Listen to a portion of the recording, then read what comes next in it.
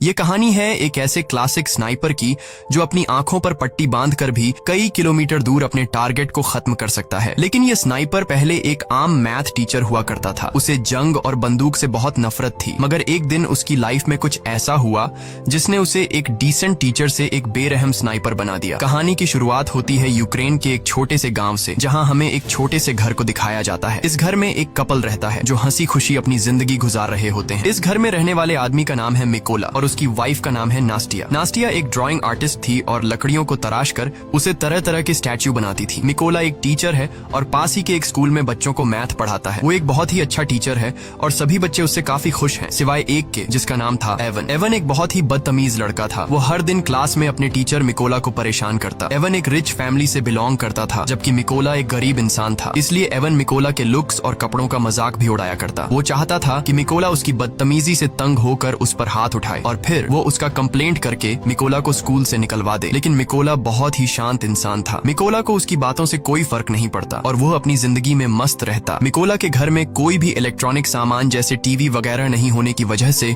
उसे दुनिया की खबर नहीं मिल पाती थी। एक दिन जब मिकोला अपने स्कूल में था, तब उसने टीवी पर एक खबर सुनी कि रशिया ने यूक्रेन पर हमला कर दिया है, जिसमें बहुत से सोल्जर्स मारे गए हैं और रशिया ने यूक्रेन की बहुत सी जगहों पर कब्जा कर लिया है। शाम को जब मिकोला अपने घर आया तो उसे यह बात पता लगी कि उसकी वाइफ प्रेग्नेंट है। ये जानकर उसे बहुत खुशी हुई क्योंकि अब मिकोला फादर बनने वाला था। इन दोनों ने मिलकर इस खुशी को सेलिब्रेट किया। अगले दिन मिकोला अपनी वाइफ को बाय बोलकर स्कूल की तरफ बच्चों को पढ़ाने के लिए अपनी साइकिल पर निकल पड़ा। लेकिन जब वो रास्ते में था तब उसने दो सोल्जर्स को देखा जो सिगरेट जलाकर एक अलग सी वर्दी पहनकर खड़े थे। वो वर्दी किसी यूक्रेनियन सोल्जर्स की बिल्कुल भी नहीं थी, जिससे देखकर उसे कुछ अजीब लगा। लेकिन मिकोला ने सोचा कि शायद सरकार ने सोल्जर्स की वर्दी को चेंज कर दी हो, इसीलिए मिकोला ने उस पर ज्यादा ध्यान नहीं दिया और जल्दी से अपने स्कूल पहुंचा। लेकिन जब वो स्कूल के अंदर आया तो उसने देखा कि पूरा का पूरा स्कूल खाली पड़ा है। कोई एक बच्चा भी स्कूल में नहीं आया। ये देखकर उसे गड़बड़ महसूस हुई। तभी उसने टीवी पर न्यूज देखा जिसमें बताया जा रहा था कि रशिया के सोल्जर्स यूक्रेन पर कब्जा करने के लिए यूक्रेन में घुस चुके हैं। और अब उसे एहसास हुआ